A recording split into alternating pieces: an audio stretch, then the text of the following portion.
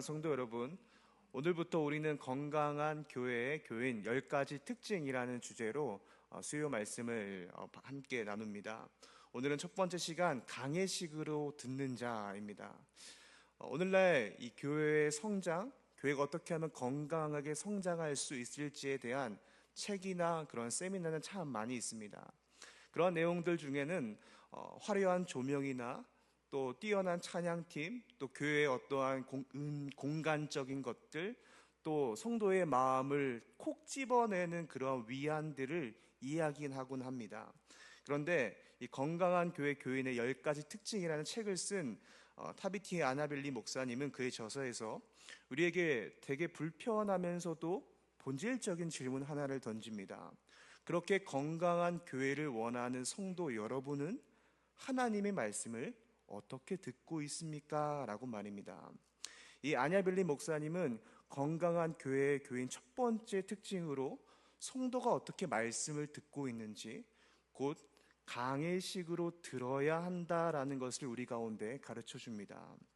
그렇다면 도대체 강해식으로 듣는 게 무엇일까요? 우리는 흔히 강해 설교에 대해서는 많이 들어봤습니다. 강해 설교가 이 본문 속에서 하나님이 뭐라고 말씀하시는지를 콕 집어서 그것을 풀어서 설교하는 것이 강해 설교라고 한다면은 이 강해식으로 듣는 것은 뭐냐면은 성경 본문에서 그 설교의 말씀이, 그렇게 강해 설교로 한 그 설교의 말씀이 나를 향한 하나님의 말씀으로 듣는 것, 이것이 강해식 듣는 것입니다. 이것이 건강한 교회 교인의 첫 번째 특징이라고 말합니다. 되게 놀라운 하나의 통찰이라고 말할 수 있습니다. 우리는 건강한 교회, 성장하는 교회를 말할 때 여러 가지 다른 것들, 뭔가 부수적인 것들을 말하지만 말씀을 강해식으로 듣는, 곧 하나님께서 나에게 말씀하시는 그 말씀으로 듣는 것이 건강한 교회 교인의 첫 번째 특징이라고 가르쳐 주는 것이죠. 왜냐하면 설교란 이 설교 강단에서 설교자가 혼자 나와서 하나님의 말씀을 펴고 마치 하나님의 말씀을 그냥 일방적으로 전하는 독백이 아닙니다.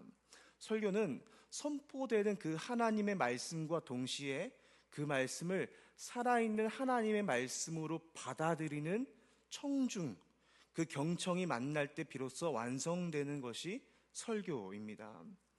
사랑하는 여러분, 우리는 참 정보가 쏟아지는 시대에 살고 있다라고 말할 수 있습니다. 핸드폰만 펴면은 온 세계의 정보들을 우리는 다 들을 수 있고, 또 유튜브만 틀면은 온 세계의 설교 잘하시는 목사님들의 설교를 우리가 원하는 때에 언제든지 들을 수 있습니다. 그런데 역설적이게도 오늘날 영적의 성장, 영적 성숙은 우리 앞선 선배님들보다 더 떨어지고 더 더디다라고 말을 합니다. 왜냐하면 우리가 겉으로는 하나님의 말씀을 듣고 겉으로는 하나님의 말씀을 많이 접하는 것처럼 보이지만 오늘 말씀의 표현대로 하면 그 하나님의 말씀을 강해식으로, 곧 하나님의 그 설교의 말씀을 나를 향한 하나님의 말씀으로 우리가 받아들이지 않기 때문인 거죠. 오늘날 사람들은 설교를 편식한다라고 말할 수 있습니다. 제 딸 고은이가 밥을 주면 밥에서 자기가 좋아하는 것들만 골라서 먹듯이 우리는 설교를 편식하기도 합니다. 내게 맞는 설교, 내가 좋아하는 설교의 유형, 그것들만을 찾아다니는 거죠. 그리고 언제든지 우리는 그 설교를 평가합니다. 설교 말씀을 하나님의 말씀이라는 것은 압니다. 그러한 개념, 그것은 다 알고 있지만 실제적으로 우리가 설교 말씀을 들을 때 몇 번 듣고 이 설교 말씀은 나와 맞는 설교다, 나와 맞지 않는 설교다라고 쉽게 판단하고 듣지 않게 하는 거죠. 하지만 오늘 우리가 읽은 본문, 그 본문 속에서 나오는 베레아 성도들은 달랐습니다. 그들은 평가하자면은 인류 역사상 가장 고상한 설교 청취자들이었습니다. 그들은 이 바울의 설교를 평가하기보다는 하나님의 말씀을 상고했습니다. 곧 그들은 하나님의 말씀을 강해식으로 들은 겁니다.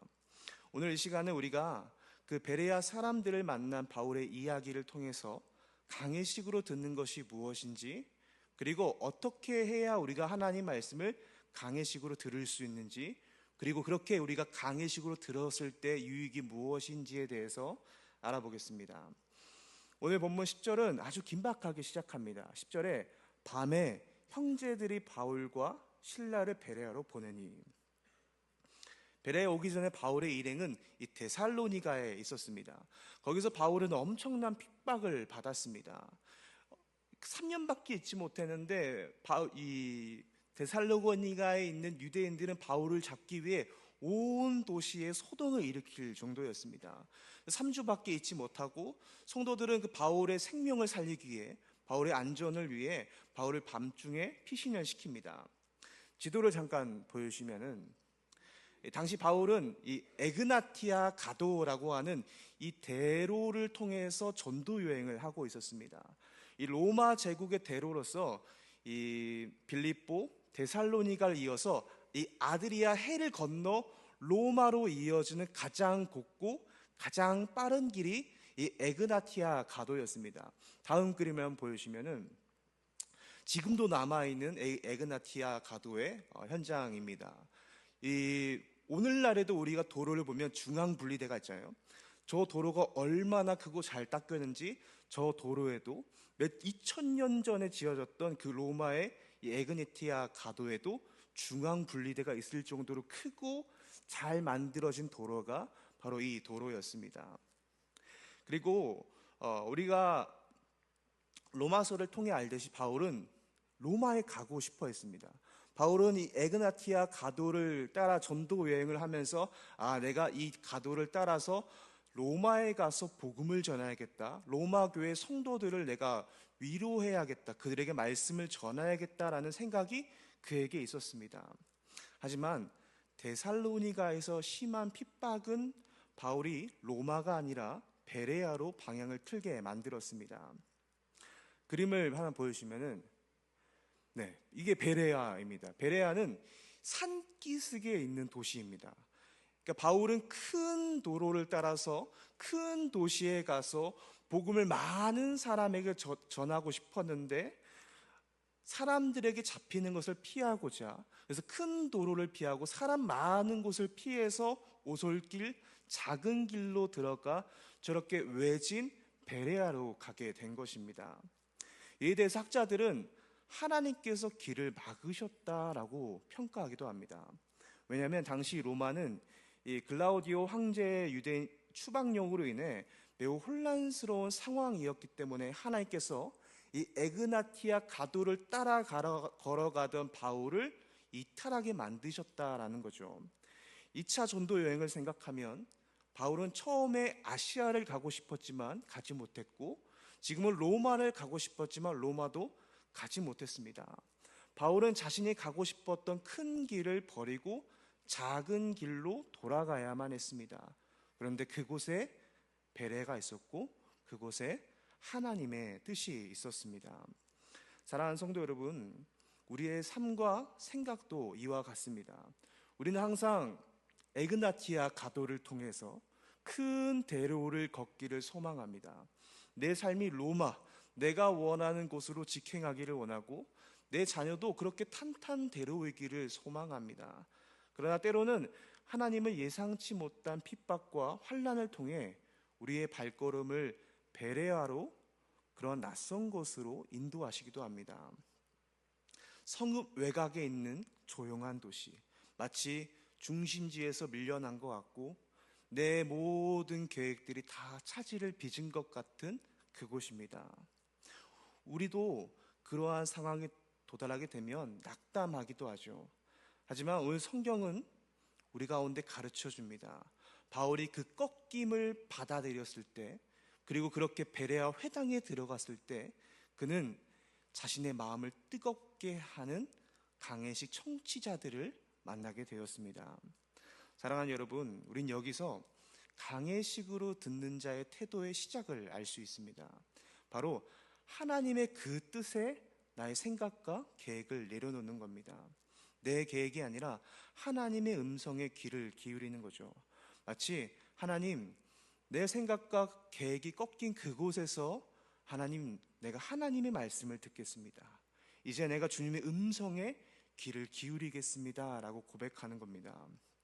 이처럼 우리는 내가 원하는 설교, 내가 계획한 인생이 아니라 하나님께서 내 삶 가운데 써 내려가시는 본문 그대로를 읽겠습니다 라는 결단의 자세가 필요합니다. 그리고 이제 그렇게 강해식으로 듣는 자의 정체성을 베레아 성도들을 통해서 한번 알아보겠습니다. 오늘 본문 11절은 베레아 사람들을 이렇게 정의합니다. 베레아에 있는 사람들은 데살로니가에 있는 사람들보다 더 너그러워서, 개역개정은 너그럽다라고 번역을 했지만 원래 의미는 고상하다, 귀하다라는 뜻을 가지고 있습니다. 그런데 지금 이 단어는 그들이 혈통적으로 그들이 가지고 있는 재산이나 그들이 가지고 있는 그런 권력을 보고 그들이 고상하다, 그들이 귀하다라고 말하는 것이 아닙니다. 그렇다면 그들이 무엇을 보고 성경은 그들이 고상했다라고 말하는 걸까요? 바로 그들이 말씀을 대하는 태도를 보고 그들이 고상했다, 귀했다라고 말하는 겁니다.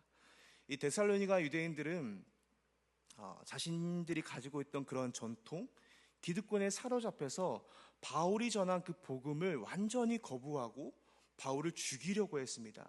하지만 정반대로 베레아 사람들은 그 모든 것을 내려놓고 바울이 전한 그 말씀을 하나님 말씀이라고 받고 그 말씀에 집중했습니다.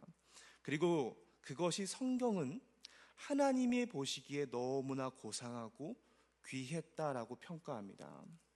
하나님의 말씀에 나를 내려놓고 내가 가지고 있던 생각들을 내려놓고 오직 그 말씀에 집중하는 강해식 듣기를 하나님께서는 고상하다라고 평가하신 거죠.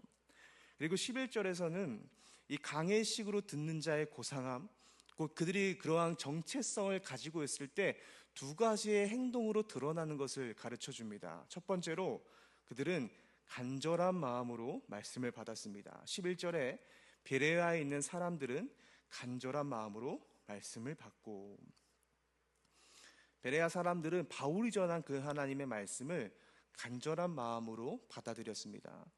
이 말씀을 나의 삶에 대한 가르침, 내가 어떻게 신앙생활을 해야 하는 그러한 지침으로 받아들인 것이 아니라 내 삶을 이끄는, 내 삶을 송두리째 이끌어가는 하나님의 말씀으로 받아들인 겁니다.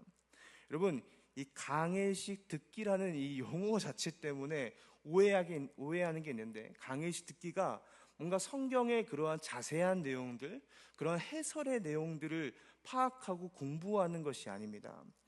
앞서 말씀드렸듯이 강해 설교가 성경 본문에서 하나님의 뜻이 무엇인지를 밝혀내서 그것을 설교의 요점으로 삼아 전하는 것이 강해식 설교라면, 강해식 듣기는 이 본문의 의미가 내 삶을 이끌어가는 것으로 받아들이는 것, 이것이 강해식 듣기입니다. 그 강해식 듣기란 설교를 들을 때 이 설교가 내 삶에 대한 조언이구나, 내가 신앙생활을 어떻게 해야 하는지에 대해 알려주는 지침이구나, 이렇게 받아들이는 것이 아니라 내 삶을 이끌어가는 생명의 말씀으로 받아들이는 것, 이것이 강해식 듣기입니다. 우리는 이 데살로니가 유대인들이 가지고 있었던 그 생각으로 하나님의 말씀을 받아들이고 평가하고 판단하는 그것이 아니라 베레아 성도들처럼 그 하나님의 말씀을 나를 향한 하나님의 음성이구나, 나를 향한 하나님의 뜻이구나 라고 받아들일 수 있어야 합니다. 베레아 성도들이 가졌던 그 말씀에 대한 간절함이 우리 가운데 있어야 하는 거죠. 그리고 두 번째로 그들은 이 말씀이 그러한가 하여 날마다 성경을 상고했다라고 말합니다. 11절에 베레아에 있는 사람들은 이것이 그러한가 하여 날마다 성경을 상고함으로, 여기서 상고하다라는 헬라어 단어는 이 법정에서 이 증거를 면밀히 조사할 때 쓰는 단어입니다. 꼭 그들은 바울의 설교를 듣고 바울이 말을 참 잘하는구나, 그의 논리가 참 뛰어나구나, 그가 표현했던 그 표현들, 그가 말한 그 놀라운 말도 내가 처음 듣는 거야 라고 감탄하며 바울의 말을 받아들인 것이 아니라 저 설교자가 말하는 내용이 진짜인가? 바울이 만약 구약의 내용을 인용해서 예수 그리스도를 전했다면 그 구약의 내용과 그 구약의 내용에서 말하는 예수님이 실제로 일치하는가 그들은 보았다는 겁니다.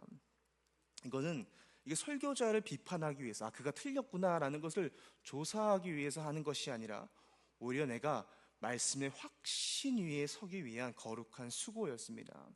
사랑하는 여러분, 이처럼 말씀을 가르침을 받는 모든 그리스도인들은 이 말씀을 상고할 수 있는 그러한 자세, 능력을 소유해야 합니다. 예배 때, 주일 예배 때 한 번 들은 그 설교 말씀으로 일주일을 살아내려고 해서는 안 되는 거죠. 우리가 그 받은 말씀을 한 번 듣고 잊어버리는 것이 아니라 날마다 내 손에 들린 성경책을 펴서 그 말씀이 사실인가, 그 말씀이 진리인가 날마다 상고해야 하는 겁니다. 주일에 들은 말씀이 있다면 그 말씀이 내 삶 가운데 어떻게 이루어지는가를 면밀히 살펴보아야 되고, 주일에 이렇게 살아가라고 말을 했을 때, 우리가 그렇게 순종했을 때 그 성경 말씀처럼 내 삶 가운데 어떻게 이루어지는지를 살펴보는 것, 이것이 베레아 성도들이 가졌던 상고함이었습니다. 그것이 바로 말씀을 듣는 건강한 성도의 자세와 태도입니다. 사랑하는 여러분, 오늘 베레아 사람들이 그 말씀에 대한 간절한 마음과 날마다 말씀을 상고하였을 때 어떤 일이 일어났습니까? 12절을 보십시오. 그 중에 믿는 사람이 많고 또 헬라 기부인과 남자가 적지 아니하나. 말씀을 강해식으로, 즉 하나님의 말씀을 간절히 그리고 깊이 듣는 태도로 들었을 때 그곳에는 반드시 믿음과 교회의 부흥이 동반됩니다. 성경은 베레아에 믿는 사람이 많고 상류층의 가문에 있었던 여성들과 남성들, 그 헬라인들이 그 복음의 말씀 앞에 자신을 내려놓았다고 말합니다. 강해식으로 들을 때 그 교회는 믿음으로 성장하고 그 교회는 믿음으로 부흥했음을 말해줍니다. 비록 성경에는 베레아 교회를 향한 서신, 베레아 서신은 없습니다. 그래서 우리가 그 교회에 대한 정황은 알 수 없지만 서신서에 베레아 출신의 소바더가 등장하는 것을 보면 베레아 교회는 바울이 편지할 필요도 없을 정도로 건강한 교회로 잘 자랐다는 것을 알 수 있습니다.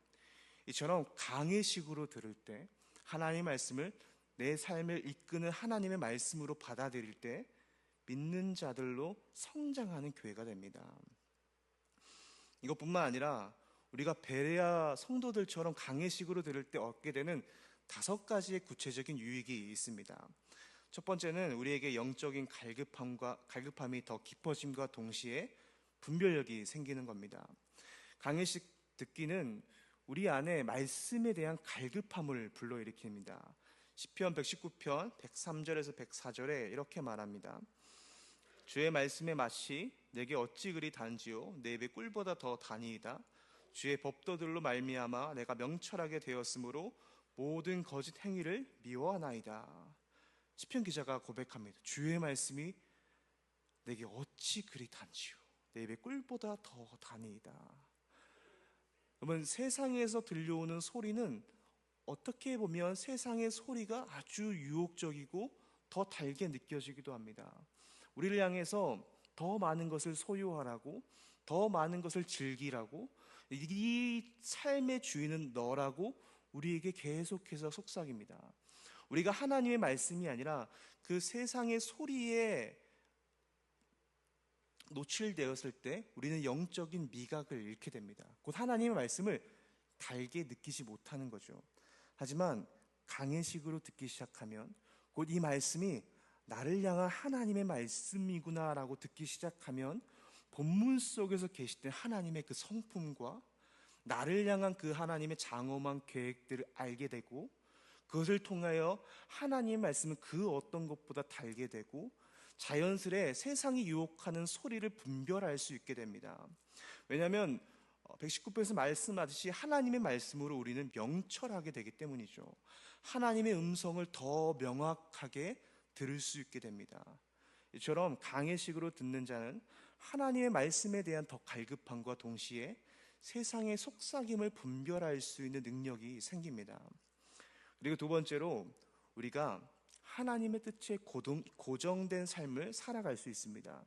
예수님께서 요한복음 10장 27절에 이렇게 말씀하십니다. 내 양은 내 음성을 들으며 나는 그들을 알며 그들은 나를 따르느니라. 우리의 신앙생활에서 어려운 것 중 하나는 도대체 나를 향한 하나님의 뜻은 무엇인가? 그것을 궁금해하고 그것을 알고 싶어하고 때로는 그것을 몰라서 힘들어하는 것이 우리 신앙생활입니다. 그래서 많은 이들은 꿈을 통하여서 어떤 신비한 체험을 통하여서 하나님께서 나에게 말씀해 주시기를 원하기도 하죠. 하지만 하나님의 그 뜻은 기록된 말씀, 그리고 그 말씀을 바르게 풀어내는 강해식 설교에 가장 선명하게 들어 있습니다. 그렇게 강해식으로 듣는 자, 강해식으로 듣는 성도는 자신의 삶이 완전히 달라집니다. 오늘은 어떻게 살까? 오늘 내가 무엇을 하며 살아갈까에서 오늘 말씀을 통해 나는 어떻게 삶을 살아가야 할까? 오늘 말씀을 통해 하나님께서 내게 원하시는 삶은 무엇일까라고 생각하며 더 나아가 내 삶을 통해 하나님께 영광 드릴 수 있는 길은 무엇인가 고민하며 그렇게 삶을 살아가게 됩니다. 사랑하는 여러분, 주일에 김병복 목사님께서 전해주시는 그 말씀을 통하여서 우리는 목자이신 하나님의 그 음성을 전적으로 신뢰하고 따를 때 우리에게 부족함이 없고 사망의 음침한 골짜기에서 두려워하지 않고 원수 앞에서도 풍성한 잔치를 경험할 수 있다는 것을 듣고 알았습니다. 목자의 음성을 정확히 듣고 아는 자들이만이 그 양만이 낭떠러지를 피하고 푸른 초장으로 나아갈 수 있는 겁니다. 사랑하는 여러분, 여러분의 그 삶의 뜻을 하나님의 말씀에 복종하시길 바랍니다. 그것이 가장 안전한 길이라고 가르쳐 줍니다. 그리고 세 번째로 영적인 부패로부터 우리를 보호해주는 방부제가 됩니다. 디모데후서 4장 3절에 4절에 때가 이르니 사람이 바른 교훈을 받지 아니하며 귀가 가려워서 자기 사욕을 따를 스승을 많이 두고 또 그 귀를 진리에서 돌이켜 허탄한 얘기를 따르리라. 성경은 마지막 때인 오늘 가장 큰 비극 중에 하나는 가려운 귀라고 말합니다. 더 이상 사람들은 우리의 죄에 대해서 말하는 것, 우리가 우리의 십자가를 지어야 한다고 말하는 것, 그것을 듣는 것을 어려워합니다. 오늘날 우리는 잘하고 있다, 위로의 말씀, 너가 더 많이 받게 될 거야, 당신은 복받을 자격이 있습니다 라고 내 귀를 즐겁게 해주는 말씀을 더 좋아하고 그것만 듣고 싶어 합니다. 성경은 이것이 영적 부패의 전조라고 말을 합니다. 하지만 강해식으로 듣는 자의 그 습관은 이 부패로부터 우리를 보호합니다. 왜냐하면 하나님의 말씀을 강해식으로 듣는 자는 하나님의 말씀을 있는 그대로 받아들이기 때문에 그 말씀이 때론 나를 아프게 하는 것도 알고 그 말씀이 나를 찌르게 하는 것도 알고 내 죄악을 들춰내는 것과 나의 욕심을 드러내게 하는 걸 다 알기 때문입니다. 그래서 베레아 사람들처럼 날마다 성경을 상고하는 성도는 때로는 어떤 이가 하나님의 그 뜻을 자기 뜻대로 해석하여 사탕발림으로 성도들을 속이려 해도 금방 알아차리게 되어 있습니다. 왜냐하면 그들은 성경이라는 그 하나님의 말씀이 그들의 삶의 잣대이기 때문입니다. 그리고 네 번째로 신실한 목회자를 세우는 성도가 됩니다. 이 목회자에게 가장 큰 시련, 가장 큰 어려움은 무엇일까요? 뭔가 재정적인 어려움일까요? 아니면 성도님들로부터 듣는 비난일까요? 이 아냐빌리 목사님은 신실한 목회자에게 하나님의 말씀을 주의 깊게 듣지 않는 성도들만큼 더 낙담되게 하는 일은 없다라고 말을 합니다. 그러니까 설교자가 일주일 내내 이 하나님의 말씀 본문과 씨름하면서 어떻게 하면 이 하나님의 뜻을 알려줄 수 있을까? 이 뜻을 잘 전할 수 있을까? 씨름하며 이 설교를 끌고 왔는데 이 설교를 하는데 성도님들이 오늘 목사님 넥타이가 어떻고 오늘 목소리가 좀 그렇고 좀 졸리기도 하고 그러한 평가만을 한다면은 목회자가 서서히 열정을 잃게 된다라고 말합니다.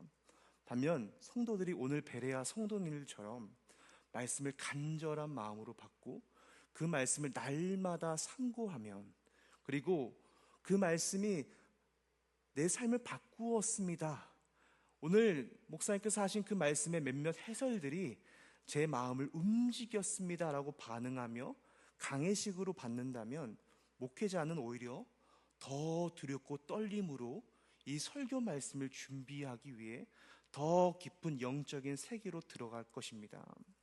곧 건강한 회중이 건강한 목사를 만드는 거죠. 그리고 마지막 5번째로, 어려움 속에서도 말씀의 역사가 교회 안에 계속 일어나게 만듭니다. 사랑하는 여러분, 본문 13절을 보면은 이 데살로니가 유대인들이 베레아까지 와서 소동을 일으킵니다. 사단은 언제나 이렇게 강해식으로 듣는 자, 하나님의 말씀을 옳게 받는 자들이 있는 곳을 가장 먼저 공격합니다. 왜냐하면 하나님의 그 말씀의 의미를 정확히 깨닫는 성도들이 많아진다면 그 안에 있는 영적인 토양이 완전히 바뀌기 때문입니다.